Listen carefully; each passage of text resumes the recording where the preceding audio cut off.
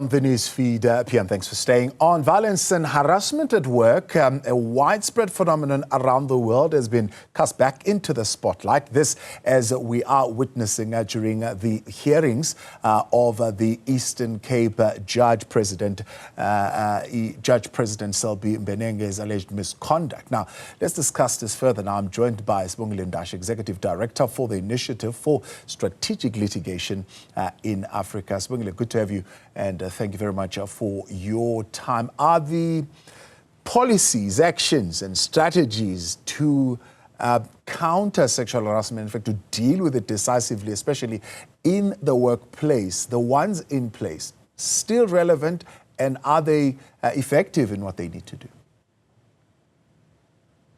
They are still relevant, and the level of effectiveness really decide on what the workplaces do, with them, whether they follow them or they institutionalize them. But we have had the older code of practice on the handling of sexual harassment matters, and there was a revised code in 2022, which broadened the definition of harassment in the workplace. So we do have the legislative and kind of normative framework. There are definitions of what constitutes sexual harassment. And some people have really not only followed the code, but they have gone out and institutionalized this and made it organizational workplace policies. So I guess part of the question here is, what do we have, in the judiciary, for them to respond to sexual harassment in this instance? Yeah, I don't know if you have been reading, I'm sure you have, comments and how people have been reacting to these hearings and the evidence that's coming out of them. Of course, there's still evidence that will still be processed and so on and so forth. But many people already reacting to that evidence. Do you think there is a general, clear understanding of that position of what sexual harassment is? Well, there is what the law says, and there is what people believe, And so the definition of sexual harassment is this form of unwanted, conduct in different settings. But here we're talking about sexual harassment in the workplace. And this can be verbal, non-verbal, and other forms. And so there has been a development globally about the various ways, that sexual harassment can happen. And so this has been named, there is a way in which sexual harassment makes the workplace, the working environment hostile, a hostile work environment as a result of the workplace. So when you receive these unwanted, images and these proposals. And so what we are hearing in this case, it's that in the beginning, there was someone who refused the advances more than 4 times. So what we are hearing is that they were unwanted because they were refused. And that's what helps us, with the definition of sexual harassment. And then there are other forms of sexual harassment like quid pro quo. And this really helped to define where it's really a Latin phrase that means this for that. So sometimes it's like sex for work and all of that. And this has been made necessary in order to define this abuse of power, this relationship where someone is in a powerful position and can make decision about whether you can be employed or not employed, or you can be promoted or not promoted. And here there is that relationship of power. So what's in the public domain, these salacious, details, especially towards the end of the hearing when people are questioning the evidence, that come from the defense, that she seems to have also participated, sent texts, to him. So that sort of is used to show that she was consenting, or that it is not true, that these exchanges were unwanted.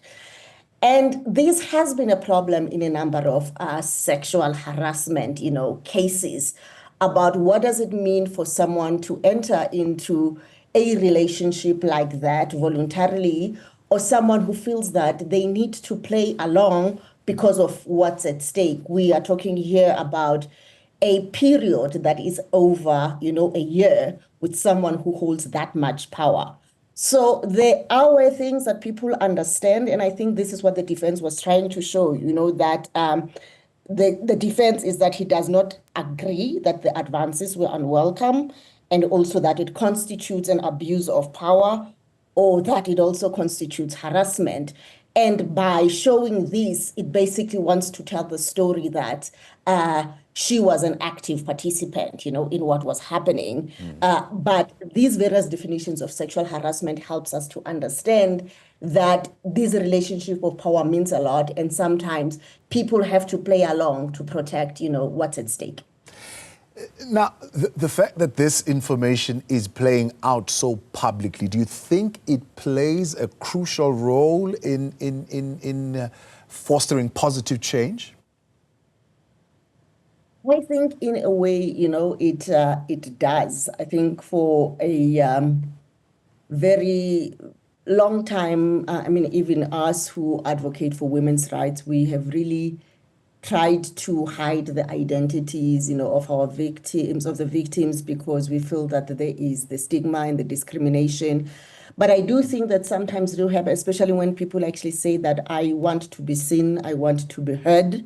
And I do not know what the circumstances were in this case, whether there was anonymity that was requested. But sometimes it is important for people who want to be seen, to come out and tell, their stories. Because I think some people connected with her, especially people who have gone through similar situations and found themselves there. So that level of courage, that says you can go and tell your story. And in these cases, the people who are leading the evidence, who are working with her to tell the story, would normally prepare her, for the public, outrage.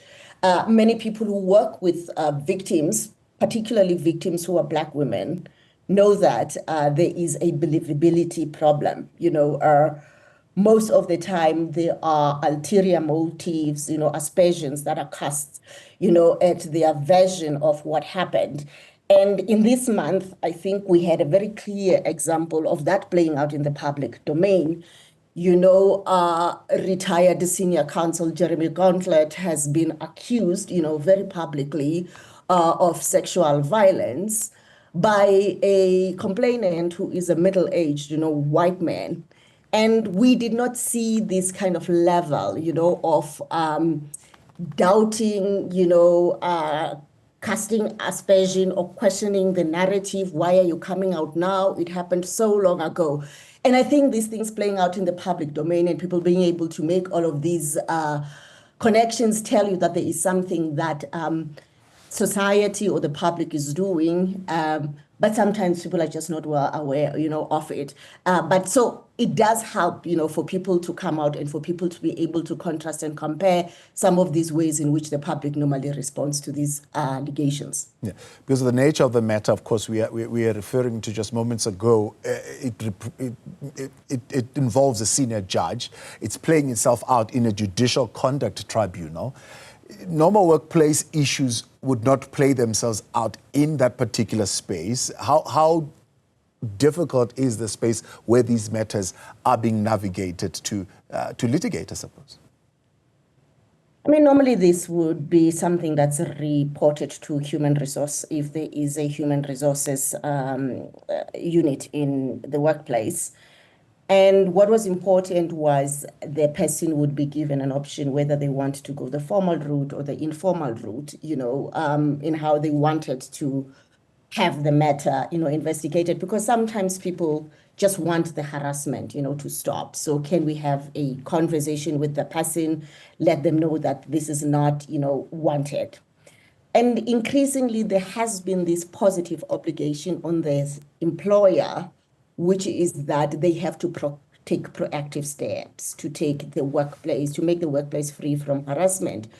So sometimes what this means is that even if the complaint against the perpetrator is not taken up, but there's still something that they would need to do to make sure that this does not happen again, but that people, maybe they improve the way in which these cases are reported.